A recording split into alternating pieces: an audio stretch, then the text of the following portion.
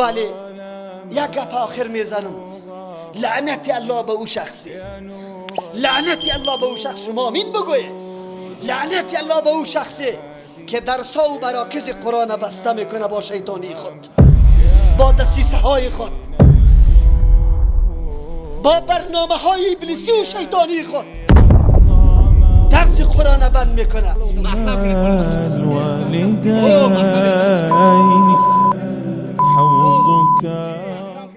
مردم ایرا بدانی، شاید مرکز و درس قرآن بسته شود، ولی ایرا یاد داشته باشی که در تاریخ زندگیت اتور لکره در عمل نامت زده ای که نخواد ششته شود. باز در پیش الله به هزاران دفعه توبه بکنی ولی قبول نشود.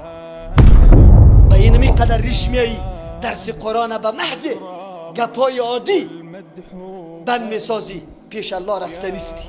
الله از پیشت سوال میکنه.